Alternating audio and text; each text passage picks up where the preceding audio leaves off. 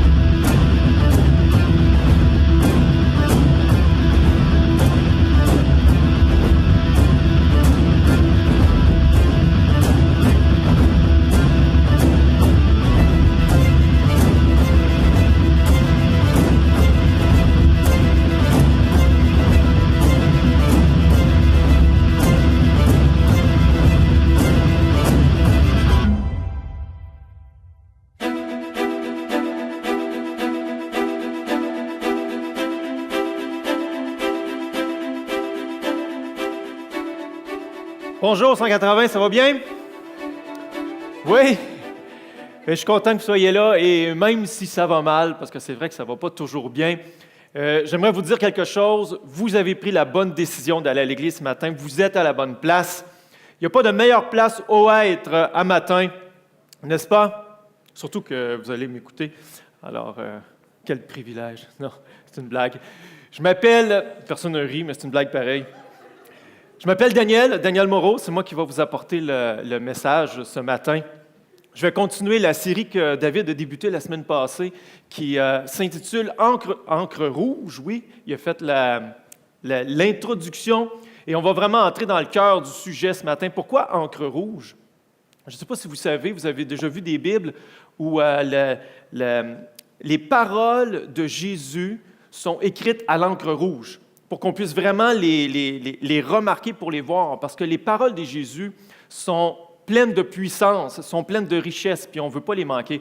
Et dans le fond, c'est une étude où on va s'encourager. Le but de cette série-là, Encre rouge, c'est de nous motiver, de nous encourager à lire la Bible. Oui, mesdames et messieurs, à lire la Bible. Il y en a qui ont besoin d'encouragement juste pour lire, je sais, je suis prof de français. Lire la Bible, aussi on a besoin de s'encourager, de se motiver. Puis là, l'année commence, mois de janvier, tu sais, les résolutions de l'année. Là. Et là, on veut vraiment partir l'année du bon pied et s'encourager. Et je vous garantis que si vous faites l'effort de lire votre Bible chaque jour, OK? Si vous faites l'effort de lire votre Bible chaque jour, ça va devenir quelque chose de naturel, une habitude naturelle après seulement 30 ans environ. OK? Et je parle par expérience parce que ça fait 30 ans que j'essaie de lire la Bible chaque jour, puis ça fait 30 ans que j'ai de la misère. OK? Je vous confesse ça, matin, je ne suis pas ici en avant parce que je suis le meilleur pour me motiver à lire. Je suis ici ce matin parce que je suis le premier à avoir besoin de se motiver à lire la Bible. Je suis content d'avoir des études à préparer comme un matin parce que ça m'oblige à lire puis à étudier la Bible et j'en sors tellement béni à chaque fois. Mais quand je ne suis pas obligé, j'ai de la misère. Est-ce que vous êtes comme moi ou je suis tout seul? OK, je suis pas tout seul. J'ai vraiment l'impression d'être tout seul, mais c'est pas grave. Je vais m'encourager tout seul à matin, au pire, parce que c'est important. C'est important de croire en Dieu. Okay? C'est important de croire. Je lisais, pas je lisais, mais j'ai entendu une étude qui parlait de l'importance de la croyance. Comment croire, c'est important, pas juste croire en Dieu, mais croire. Il paraît que tu es ce que tu crois. Puis ils ont fait des études, puis si on faisait croire à quelqu'un qui était bon dans quelque chose, soudainement, elle devenait bonne pour vrai. Puis si on lui faisait croire qu'elle n'était pas bonne, mais elle ne l'était plus. Et il y a du vrai là-dedans. Il y a du vrai qu'on est ce qu'on croit. Mais cette idée-là, elle a quand même sa limite. Puis sa limite, c'est la vérité. Et tu sais, quand même que je croirais que je suis Superman, je ne me mettrais pas à voler. Donc, la limite de ce que je crois, c'est la vérité. Et si je crois tout croche, bien, c'est pas bon. La vérité, c'est important. C'est important de connaître. C'est pour ça qu'on va, dans le cadre de la série, étudier les paraboles de Jésus. Les paraboles, c'est des enseignements, des histoires que Dieu a racontées pour expliquer des réalités spirituelles. Ce n'est pas évident d'expliquer quelque chose de spirituel qu'on n'a jamais vu. Fait que Jésus utilise toujours un exemple de la vie quotidienne, de la vie courante. Sauf que le problème, c'est que la vie quotidienne des Juifs au temps de Jésus, ce n'est pas ma vie quotidienne à moi. Et ça veut dire que souvent, les paraboles, c'est difficile de les comprendre complètement. Alors, il faut les actualiser, les mettre dans leur contexte. Et dans la série, on va vous donner des outils pour arriver à le faire, pour vous aider à mieux comprendre quand vous allez lire. Une des choses qui m'a beaucoup encouragé à lire un jour, quelqu'un m'a donné en cadeau une Bible d'études. Et là, il y avait des commentaires qui m'expliquaient des choses. Et ça m'a tellement motivé parce que soudainement, je comprenais. C'est important de connaître, mais c'est aussi important de comprendre. Un jour, il y avait un gars qui détestait les chrétiens. OK? Puis il était avec son ami, puis il disait, moi, là, quand je vois un chrétien, je le frappe. Puis j'aime ça faire ça parce que de toute façon, il réplique jamais. Parce que la Bible a dit que quand quelqu'un te frappe, il faut que tu tendes l'autre joue. Puis il était bien content de ça. Puis un jour, il a frappé un chrétien. Tard! Le chrétien, il a sorti un couteau. Il a poignardé le gars. Puis là, le gars, ses tripes tombaient à terre complètement. Il agonisait, puis là, il dit, ben voyons donc. Il dit, dans la Bible, c'est supposé dire qu'il faut que tu tendes l'autre joue. Puis le chrétien, il répond, il dit, oui, mais c'est aussi écrit, frappez et on vous ouvrira. Ce gars-là connaissait la Bible, mais il ne la comprenait pas. Important de connaître, encore plus important de comprendre. Je devrais entendre amen à ça. Alors, ce matin, pour nous aider à mieux connaître, à mieux comprendre, on va lire, j'ai vraiment un privilège, un honneur de lire la parabole, je pense, la plus connue de la Bible. Toutes les histoires que Jésus a racontées, je pense que c'est la plus connue. C'est l'histoire du bon Samaritain. Vous connaissez l'histoire du bon Samaritain? Ouais, j'espère que tantôt, on va la connaître encore plus. On commence par la lire. On va la lire d'une traite. Puis, après ça, on va l'examiner en détail et vous allez voir, je l'espère, vous allez comprendre un peu plus tout à l'heure. Alors, c'est dans Luc 10, les versets 25 à 36. Un docteur de la loi se leva et dit à Jésus pour l'éprouver, « Maître, que dois-je faire pour hériter la vie éternelle? » Jésus lui dit, « Qu'a-t-il écrit dans la loi? Qui lis-tu? » Il répondit, « Tu aimeras le Seigneur ton Dieu de tout ton cœur, de toute ton âme, de toute ta force et de toute ta pensée, et ton prochain comme toi-même. » « Tu as bien répondu, lui dit Jésus, fais cela et tu vivras. » Mais lui, voulant se justifier, dit à Jésus, « Et qui est mon prochain? » Jésus reprit la parole et dit, « Un homme descendait de Jérusalem à Jéricho. Il tomba au milieu des brigands qui le dépouillèrent, le chargèrent de coups et s'en allèrent, le laissant à demi-mort. Un sacrificateur, qui par hasard descendait par le même chemin, ayant vu cet homme, passa outre. Un Lévite, qui arrivait aussi dans ce lieu, l'ayant vu, passa outre. Mais un Samaritain qui voyageait, étant venu là, fut ému de compassion lorsqu'il le vit. Il s'approcha et banda ses plaies, en y versant de l'huile et du vin. Puis il le mit sur sa propre monture, le conduisit à une hôtellerie et prit soin de lui. Le lendemain, il tira 2 deniers, les donna à l'autre et dit, « Aie soin de lui, et ce que tu dépenseras de plus, je te le donnerai à mon retour. » Lequel de ces 3 te semble avoir été le prochain de celui qui était tombé au milieu des brigands? C'est celui qui a exercé la miséricorde envers lui, répondit le docteur de la loi. Et Jésus lui dit, « Va, et toi, fais de même. » J'aimerais prier. Seigneur Dieu, ce matin, on veut vraiment te remettre ce moment d'étude entre tes mains. Je te demande de nous éclairer. Parle à travers moi, Seigneur, ce matin. Ouvre les cœurs de tous ceux qui écoutent ici, à la maison, sur Internet, pour vraiment nous aider à comprendre ce que tu voulais dire quand tu as raconté cette histoire-là. Seigneur, touche nos cœurs ce matin pour qu'on puisse vraiment mieux te comprendre et mieux t'adorer. Amen. Alors, comme je l'ai dit, on va reprendre chaque petit élément. On va lire l'histoire tranquillement, puis on va essayer de regarder ça ensemble. Premièrement, juste remettre ça dans son contexte, parce qu'on commence dans Luc 10. On est où? Qu'est-ce qui se passe?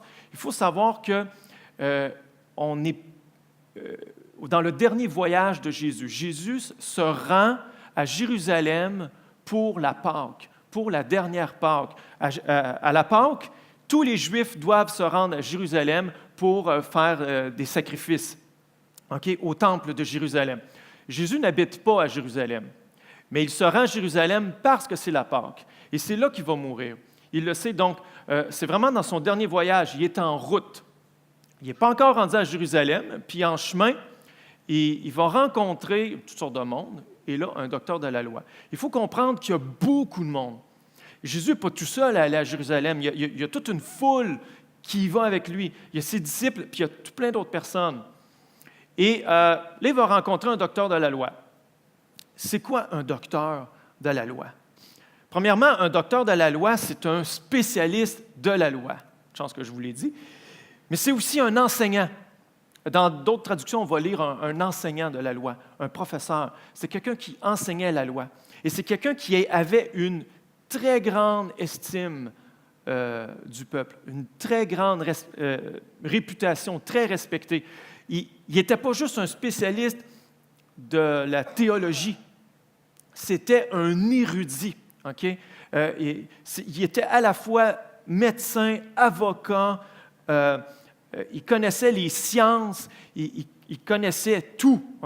C'était vraiment un livre ambulant. Et les docteurs de la loi, on les appelait des rabbis. C'était un titre honorifique qui veut dire maître. Il y a des disciples qui suivaient les rabbis, les docteurs de la loi, parce que chaque enseignant enseignait des choses légèrement différentes. Il y avait chacun leur école de pensée. Et là, les gens pouvaient dire, moi, je vais suivre lui, je suis son enseignement à lui, je pense que c'est lui qui a raison. Et il y a des gens vraiment qui le suivaient. Et les docteurs de la loi vivaient des dons de ces disciples-là. À ce sens-là, Jésus est comme un docteur de la loi. C'est un rabbi qui enseigne, qui a des disciples qui le suivent, et il vit des dons. Et quand on s'adresse à lui, à Jésus, on dit « rabbi » habituellement. Alors, ce qu'il faut comprendre, c'est que les docteurs de la loi, pour les autres, c'est comme un docteur de la loi, mais ce qu'on ne comprenait pas, c'est que Jésus n'a jamais étudié. Il n'est pas à l'école. Il était charpentier. Comment ça se fait qu'il sait tout ça? Et c'est ça qui est hot quand on lit toute l'histoire de Jésus, c'est comment il est incroyable. L'activité préférée des docteurs de la loi, c'était de se mettre à l'épreuve, de se confronter. « Ah ouais, toi, tu penses ça? Moi, je ne pense pas ça. » Et là, il y avait vraiment des débats publics. Et tous les disciples étaient là. Il faut comprendre que le docteur de la loi a des disciples, lui aussi, qui sont derrière lui. Jésus a ses disciples qui sont derrière lui. Et c'est un face-à-face. C'est un combat d'idées. quand il dit « il le met à l'épreuve », c'est pas juste Jésus qu'on mettait à l'épreuve. Quand deux rabbis se rencontraient, ils se mettaient à l'épreuve. L'affaire, c'est que des fois tu gagnes, des fois tu ne gagnes pas. Jésus, lui, il gagne tout le temps. C'est vraiment fascinant. Il revire tout le monde de bord. Des fois, les gens font la file. Ils essaient de casser Jésus.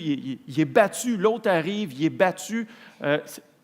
Lisez l'histoire de Jésus et tout ce qu'il dit. C'est fascinant. Et pour les docteurs de la loi, ils capotaient parce que ce que Jésus enseignait, c'était complètement différent de ce qu'eux enseignaient.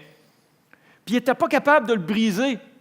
Et Jésus enseignait que, dans le fond, les docteurs de la loi, ils ne méritent pas le respect qu'on leur doit. Puis il a l'impression de tout savoir. Il a l'impression on dirait qu'il connaît Dieu comme s'il était le Fils de Dieu. On dirait qu'il connaît le royaume comme s'il était déjà allé. OK? Et c'est vraiment quelqu'un de fascinant. On veut le briser, puis on n'est pas capable. Celui qui va réussir à briser Jésus, il va être vraiment hot. Et c'est là le défi du docteur de la loi à ce moment-là. Quand il pose la question comment faire pour avoir la vie éternelle, ça semble être une excellente question. C'est une question que je me pose, puis je veux connaître la réponse. Mais au fond, le docteur de la loi, son but, c'est juste de piéger Jésus. OK? Il engage un match avec lui à ce moment-là. C'est le service de son match de tennis. OK? Et il sait très bien ce que Jésus va répondre. Puis il veut le piéger. Mais Jésus, lui aussi, il fait un amorti. Qu'est-ce que dit la loi? Il ne répond pas. Quand Jésus engage un combat comme ça avec un autre docteur de la loi, vous remarquerez ça, il répond presque jamais directement. Pourquoi? Parce que c'est un combat, c'est la coutume. C'est comme ça qu'on faisait. Qu'est-ce que dit la loi? Et là, le docteur de la loi va dire ce que dit la loi, va la résumer. Aime ton Dieu de tout ton cœur, de toute ton âme, de toute ta force, de toute ta pensée. Ça, c'était la réponse habituelle des Juifs d'un rabbi. Ça aurait dû arrêter là. Mais il a dit « et aime ton prochain comme toi-même ». Là, il est en train de citer un autre rabbi. Il est en train de citer Jésus. C'est Jésus qui a dit ça. « Aime le Seigneur et aime ton prochain ». C'est Jésus qui a ajouté ça pour dire que c'est ce qu'il faut pour avoir la vie éternelle. Et c'est ce bout-là que le docteur de la loi veut lui faire dire « aime ton prochain ». Parce qu'à l'époque des Juifs, à cette époque-là, l'époque de Jésus, ton prochain, on débattait sur c'était quoi le prochain, mais il y avait un consensus quand même. Le consensus, c'était ton prochain, c'est le bon Juif. C'est un Juif et c'est un bon Juif. Et c'était un consensus pas mal établi dans la population. Mais Jésus, lui, il aime les pécheurs. Et là, le docteur de la loi veut lui faire dire ça, parce qu'il sait que ça va scandaliser tout le monde. Et ça va le briser. Il va gagner. Mais Jésus ne répond pas, parce que là, il va dire « et qui est mon prochain? » Et il renvoie la balle. Et là, c'est drôle, parce que Jésus, au lieu de répondre, il part. C'est une fois un gars qui partait de Jérusalem à Jéricho. Et là, son histoire est tellement géniale que non seulement il va répondre à la question « qui est mon prochain ?», mais en plus, il va lui dire comment aimer son prochain, puis il va lui dire comment aimer Dieu. Parce que pour avoir la vie éternelle, il faut aimer son prochain et aimer Dieu. Et son histoire va tout faire ça. En un instant, lui, il a pondu une histoire de même là, qui répondait à toutes ces grandes questions-là. Et nous, on va prendre plusieurs minutes pour essayer d'examiner ça. Lisons la parabole. Juste le verset 30. Lisons le verset 30. Jésus reprit la parole.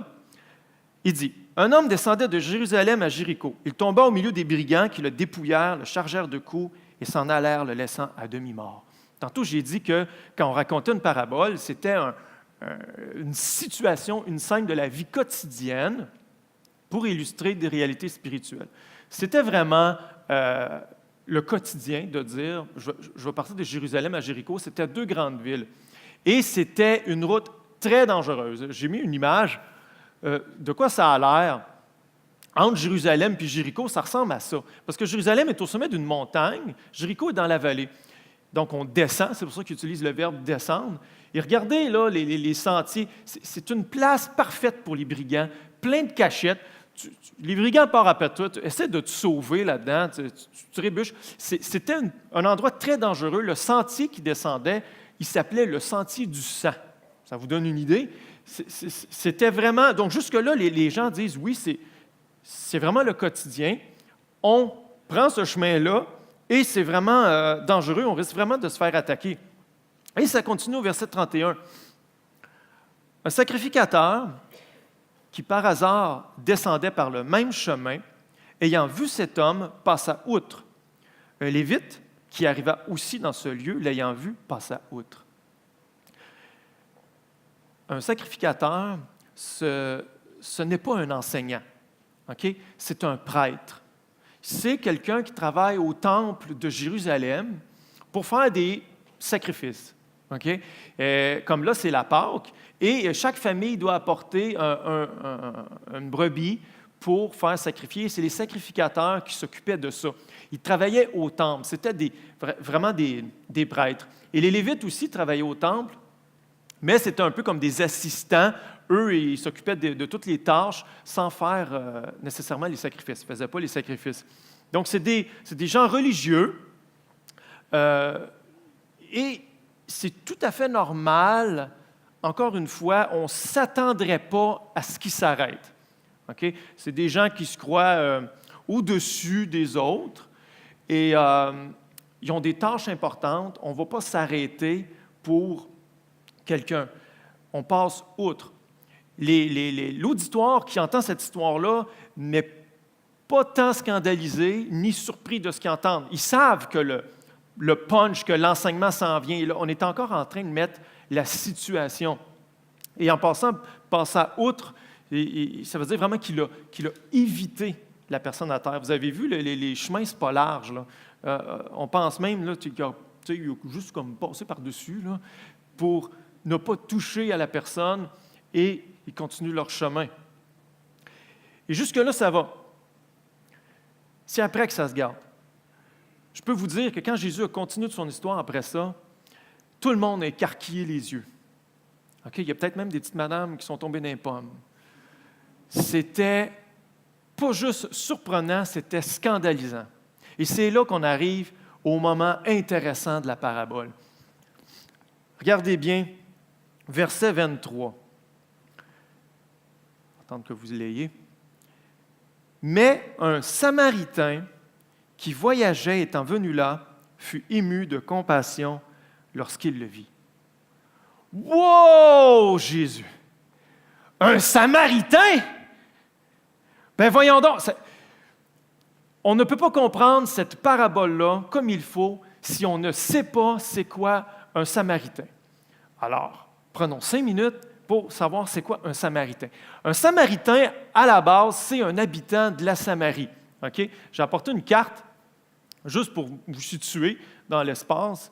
Vous voyez Jérusalem? Juste au nord, il y a un territoire qui s'appelle la Samarie. Alors, c'est là qu'habitent les Samaritains. Et juste au nord de la Samarie, vous avez la Galilée. C'est là qu'habitait Jésus. Okay? Et beaucoup d'autres Juifs. Pour se rendre à Jérusalem, il faut traverser la Samarie. Mais en Samarie, ce ne sont pas des Juifs, ce sont des Samaritains. C'est quoi des Samaritains? C'est aussi des descendants du peuple d'Israël, des Israélites, mais avec toute l'histoire, là, puis les mouvements de population, puis le temps, c'est un groupe de personnes qui ont pris une direction différente au niveau de la religion. Donc, il y a des ressemblances avec le judaïsme, mais ce n'est pas pareil. Par exemple, ils vont respecter la loi de Moïse, okay? Mais ils ne vont pas faire les sacrifices au temple de Jérusalem. À cause de ça, ils sont vus comme des traîtres, des gens qui ont... Tu sais, c'est pas juste un peuple étranger, c'était le peuple d'Israël, puis ils l'ont abandonné. c'est des caves pour les Juifs. Okay? Ils les méprisent complètement. Les Samaritains avaient un temple, les Juifs l'ont détruit. C'est une situation qui s'est ramassée là, jusque devant l'empereur de Rome. Ils se battaient entre eux, ils s'entretuaient. Il y a vraiment un conflit entre les Samaritains et les Juifs. Quand Jésus était un enfant, il y a des Samaritains qui ont apporté des ossements humains dans le temple de Jérusalem pendant la Pâque. Ça a souillé le temple. Et là, la fête a été annulée. Ils n'ont pas pu la faire. C'était scandaleux. Et à partir de ce moment-là, un Samaritain, c'est pire qu'un chien. C'est méprisable. Okay? Le mot Samaritain est une insulte à partir de ce moment-là. Jésus va se faire traiter de Samaritain et de démon dans la même phrase, même niveau. Okay?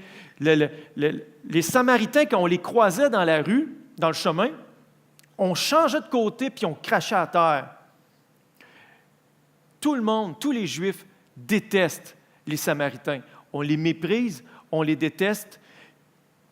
Même les disciples de Jésus, qui pourtant se font prêcher l'amour à tous les jours par Jésus. Quand Jésus est descendu dans le même voyage, juste quelques jours avant cet événement-là, donc ils ont traversé la Samarie pour se rendre à Jérusalem.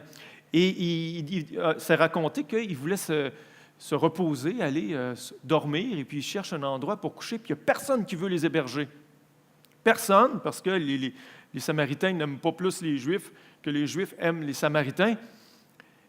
Alors, Jean et Pierre ils font une proposition à Jésus. Ils disent « Hey, Jésus, permets-nous de prier pour que le feu descende du ciel puis les brûle toute la gang! » Là, Jésus était comme, ben voyons donc. Puis il les a réprimandés.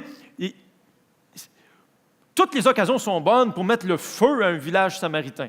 Okay? Alors, c'est juste pour vous donner une idée à quel point on les méprisait. On a un mépris profond pour les Samaritains. Alors, quand Jésus dit que c'est un Samaritain qui vient les sauver, c'est vraiment scandaleux, puis c'est vraiment humiliant aussi. Si Jésus avait été à notre époque, puis qu'il avait raconté cette histoire-là à des chrétiens de Québec, au lieu d'être des Juifs, ça aurait pu ressembler à quelque chose comme ça. C'est un homme qui descendait de Sainte-Foy à Limoilou. Okay? Puis là, il y avait beaucoup de neige, parce qu'il neige puis il pleut, puis il fait toutes sortes de températures bizarres dans cette ville-là. Fait que là, il a pris le clos, puis il s'est blessé, puis là, il a l'air à demi-mort. Et puis là, il est passé par là un pasteur. Il faisait son jogging. Puis, ça peut être n'importe qui. Il le voit, mais il est en plein jogging, il ne peut pas arrêter. Je reviendrai plus tard, si j'ai le temps. Il continue son chemin. Puis il passe, par la suite, en auto, un conducteur de louange. Mais il y a sa louange dans le piton, dans le char, puis il fait moins 1000 dehors, il ne veut pas sortir, il continue son chemin. Et là, il arrive un immigrant musulman, homosexuel, transgenre, drogué, prostitué, qui s'est fait avorter 4 fois. En tout cas, vous comprenez l'idée. Puis lui, il arrête. Si Jésus venait nous dire ça un matin, là, on serait gêné un peu. Wow, quelle claque! Parce qu'on se pense tellement bon, on est tellement condescendant, puis Jésus est en train de dire, ouais, bien, tous ceux que tu méprises, là, t'es pas mieux que n'importe qui que tu méprises. C'est le Samaritain qui s'est arrêté. Et puis, il a aidé, il a été ému de compassion.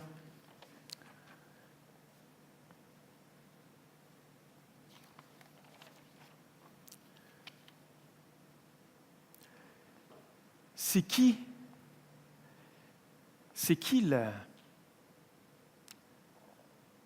l'homme sur le bord du chemin aujourd'hui? C'est qui l'homme laissé à moitié mort? C'est qui mon prochain? Le Samaritain ne s'est pas posé de questions. Il ne s'est pas demandé, es-tu un Juif, es-tu un Samaritain? Es-tu riche, es-tu pauvre, es-tu homosexuel, es-tu un musulman? Il ne s'est posé aucune question. Il a vu quelqu'un, puis il a été ému de compassion. C'était quelqu'un. Peu importe ta couleur de peau, ton âge, ton sexe, ton orientation sexuelle, ta religion, ton statut social, ta richesse, tes études, je ne le sais pas. Peu importe. Si tu es un être humain, bravo, tu es qualifié, tu es mon prochain. J'ai beaucoup de prochains. J'en ai des milliards. J'ai des milliards de prochains. Puis de ces prochains-là, il y en a plein qui sont sur le bord du chemin, laissés à moitié morts, puis personne s'en occupe. C'est qui ça aujourd'hui? La moitié de mes prochains, la moitié de la population mondiale vit avec moins de 2 $ par jour. Qui va les aider, ces gens-là? Chaque jour, il y a 30 000 enfants qui meurent parce qu'ils ont une maladie qui pourrait être facilement soignée, mais ils n'ont personne pour leur donner des médicaments. Aujourd'hui, 30 000, demain, 30 000. Qui va aider ces enfants-là? Les Syriens qui vivent une guerre depuis des années, qui va leur venir en aide? Il y a plein de monde qui était scandalisé quand où Trudeau a fait venir 25 000 Syriens, là, vous vous rappelez? Je ne veux pas faire de politique, mais moi, j'étais fier. J'étais fier qu'on fasse quelque chose. C'était pas parfait, mais on a fait quelque chose. Qui va faire de quoi? Plus près de nous, 5 millions de Canadiens qui vivent sous le seuil de la pauvreté, 3 millions qui ne mangent pas à leur faim. Il y a 30 000 itinérants au Québec. Qui va aider ces gens-là? Qui va faire de quoi? 60 000 enfants ont besoin des dons alimentaires à chaque mois au Québec. Ça prend du monde pour aider ces gens-là. Il faut aider, il faut faire quelque chose. Les personnes âgées dans les foyers, les Autochtones, dans certaines réserves au Québec, on retrouve des maladies qu'on ne retrouve ailleurs dans le monde qu'au tiers-monde. Les conditions de vie dans certaines réserves amérindiennes sont celles du tiers-monde. Qui se préoccupe des Amérindiens? Ils ne sont pas de ma culture, ils ne me ressemblent pas, je ne les vois pas, je ne m'en occupe pas. On est prêt à prendre l'avion pour aller au tiers-monde, le tiers-monde est juste à côté. Qui va faire de quoi? Jésus dit, c'est aux chrétiens à faire quelque chose. C'est à nous de faire quelque chose. Il faut faire de quoi? Je préparais cette étude-là, puis ça m'est revenu en tête. Tu sais, je prie des fois avant de manger, puis surtout quand il y a de la visite, tu sais, beaucoup de monde. Là, je fais un effort de faire une prière un peu plus sophistiquée. Tu sais, je ne veux pas juste prier « Seigneur, merci pour la nourriture, bénis-la, je suis reconnaissant ». Je veux dire d'autres choses. Puis je disais des fois des choses du genre « Seigneur, tu sais, donne de la nourriture à ceux qui en ont besoin. Prends soin de ceux qui sont dans la misère. » Mais quelle prière stupide! Dieu dit, Daniel, donne de la nourriture à ceux qui en ont besoin. Prends soin de ceux qui sont dans la misère. Puis moi, je dis à Dieu, Dieu, donne de la nourriture à ceux qui en ont besoin. On se renvoie la balle, c'est quoi? C'est la mission que Dieu nous a donnée. Mais c'est tellement plus facile de prier. Tu pries, puis après ça, tu t'empiffres. C'est bien plus facile de même. Non? Mais le Samaritain, il ne s'est pas contenté de prier. Regardez le verset 34. Le Samaritain s'approcha, banda ses plaies en y versant de l'huile et du vin, puis il le mit sur sa propre monture, le conduisit à une hôtellerie et prit soin de lui. Le lendemain, il tira 2 deniers, les donna à l'autre et dit « Aie soin de lui ». et ce que tu dépenseras de plus, je te le donnerai à mon retour. Un denier, c'est une pièce de monnaie. Un denier, c'est l'équivalent d'un salaire d'une journée. Alors, tu sais comment tu gagnes par jour.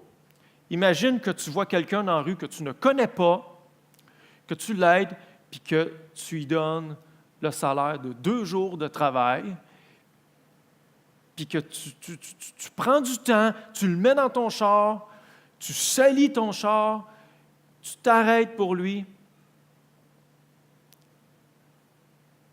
Pas souvent qu'on fait ça, là. Pas souvent qu'on fait ça. Mais pourtant, il y a plein de monde qui ont des besoins. Puis nous, à l'Église 180, on ne veut pas être juste une Église qui prêche. On veut être une Église en action. On veut être une Église qui aime son prochain. On veut aimer comme le Samaritain a aimé. Puis c'est pour ça qu'à l'Église, on a un organisme qui s'appelle Opération Clin d'œil. On peut peut-être montrer le logo. Opération Clin d'œil, c'est pour nous encourager à faire des petites choses pour les autres. Puis l'Église organise des choses, mais l'Église a besoin de bénévoles pour ça, de gens qui vont prendre du temps pour son prochain. Puis on a besoin aussi d'argent. On a besoin de des chrétiens qui vont donner pour des œuvres pour aider les prochains qui sont en difficulté. Juste des exemples de ce qui s'en vient dans les prochains mois. OK? 21 janvier, c'est la Journée internationale des câlins. Ça vous tente de donner des câlins? Il va y avoir une belle mascotte qui va donner des câlins. Mais on a aussi des biscuits qu'on veut donner.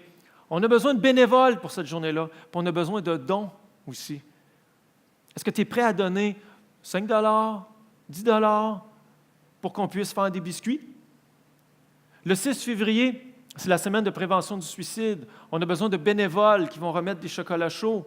On va aller dans les rues pour soutenir les gens. Le 14 février, on veut donner des roses à des femmes de centres de femmes violentées. Les roses, ce n'est pas gratuit. C'est qui va mettre la main dans sa poche pour ces gens-là qu'on ne connaît même pas? Ça prend du monde qui le fasse. C'est nous autres, ça.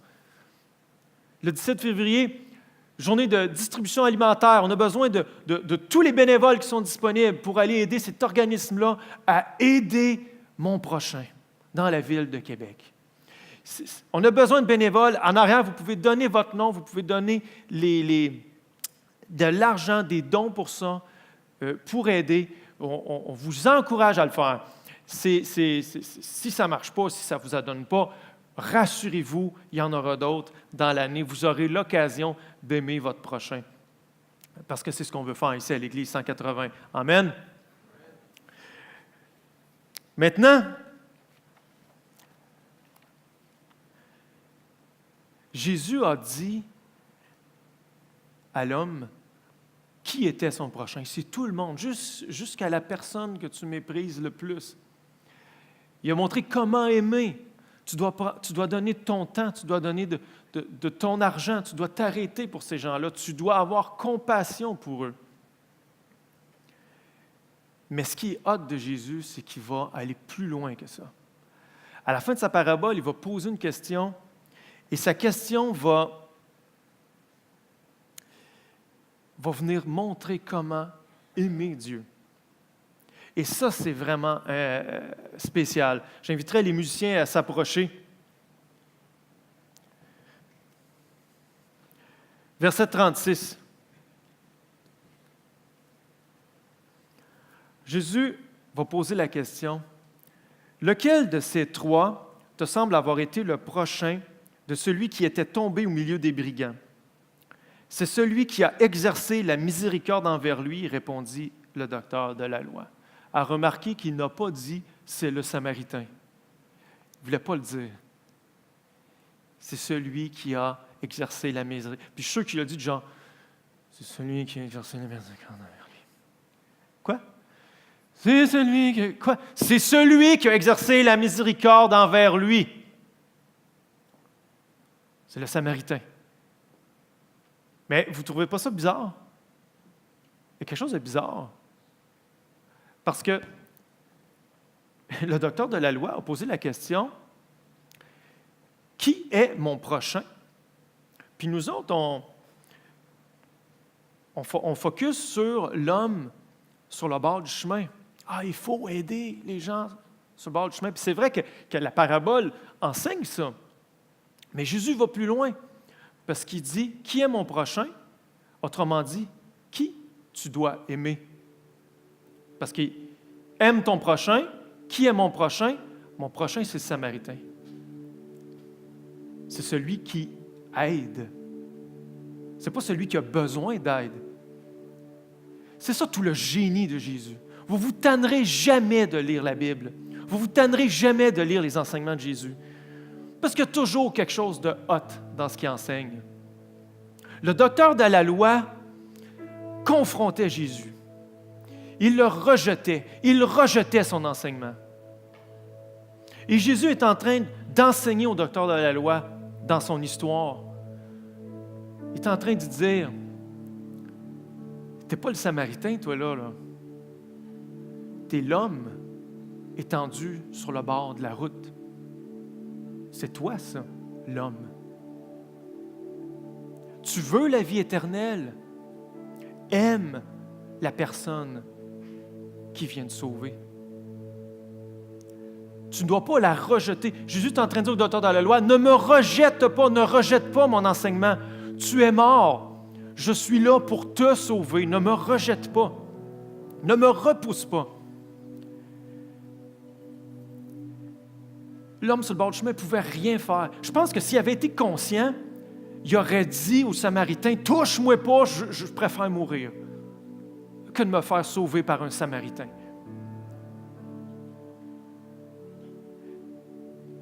Puis il y en a, on est comme ça, on ne veut rien savoir de Dieu. Et pourtant, c'est notre seul espoir. J'ai failli mourir une fois quand j'étais jeune. J'étais sûrement très jeune et je m'en rappelle encore parce que c'est quelque chose de marquant, parce que je n'ai pas vraiment d'autres souvenirs à cet âge-là, mais je me rappelle, j'ai failli me noyer. J'avais un ami plus vieux que moi qui, lui, nageait sans flotte. Moi, j'avais des petites flottes, tu sais, là, pour les bras. OK? Puis lui, il nageait. Puis là, je me suis dit, moi aussi, je suis capable de nager, pas de flotte. Je voulais faire mon grand, tu sais. Puis j'enlève mes flottes, puis je saute à l'eau. Direct dans le fond de l'eau. Puis je suis là dans le fond de l'eau, puis je me débats, puis j'essaye de remonter à la surface, puis je reste dans le fond. Puis je suis trop petit, même si je touche au fond, mes mains ne sortent même pas de l'eau. Et là, je commence à paniquer, puis je me rappelle que je suis parfaitement conscient que je vais mourir là. C'est fini, je ne peux rien faire. Il n'y a rien que je peux faire. Puis quand je suis sûr que c'est terminé pour moi, il y a une main qui traverse l'eau, qui perce l'eau, puis je la vois à la main. Je ne vois même pas c'est qui est au bout de la main. Parce qu'avec l'eau, c'est brouillé, mais il y a une main dans l'eau. Puis là, j'ai une décision à prendre. Je décide de mourir ou je décide de prendre la main. J'ai pris la main. Puis Dieu te fait la même invitation ce matin. Tu es à moitié mort. C'est la vérité que la Bible enseigne. Ton corps est vivant, mais ton esprit est mort. Et il n'y a rien que tu peux faire par toi-même. La seule chose que tu peux faire, c'est aimer la personne qui veut te sauver. Prendre sa main. Tu veux savoir comment aimer Dieu? Laisse-le te sauver. Donne-lui ta vie. Prends sa main. C'est comme ça que tu aimes Dieu, parce que ce que Dieu espère le plus pour toi, c'est te sauver. Il sait que tu es mort. Puis il veut que tu saches que tu es mort, puis il veut que tu saches qu'il peut te sauver. C'est ta seule chance. C'est comme ça que tu vas aimer Dieu. Et malheureusement, il y a trop de personnes, de chrétiens qui vont prendre cette bonne décision-là, mais qui vont dire maintenant, je sais tout ce que je sais, à savoir, je sais que Dieu m'aime, je sais que j'aime Dieu, je sais que je dois aimer mon prochain. Je sais tout. Pourquoi lire la Bible? Pourquoi lire la Bible?